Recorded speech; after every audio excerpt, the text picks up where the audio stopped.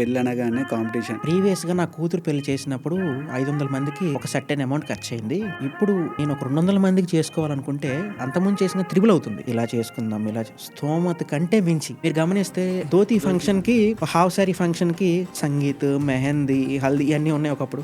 అంటే జనరేషన్ మారేకొంది ఏంటంటే అలానే పెరుగుతున్నాయి, ప్రైజెస్ కూడా అలానే ఉంటున్నాయి. కేటరింగ్ కూడా మనం చూస్తే మా రిలేటివ్స్ 200 ఐటమ్స్ పెట్టారు, నాకు 300 ఐటమ్స్ కావాలి. మా ఫోటోగ్రాఫర్స్ కి పంతులు గారికి చిన్న వాగ్వాదం జరిగితే పంతులు గారికి బాగా హై బీపీ చేస్తున్నాడు. పంతులు గారు ఇటు సైడ్ కి, ఇదిగోండి పేమెంట్ తీసుకోండి అని, అరవద్దు అని చెప్పాను. ఓకే సూపర్ ఫైన్ అని హక్ చేసుకున్నాడు. వెళ్ళి కూర్చొని వధువు వరుల ఫోటో తీసుకోండి.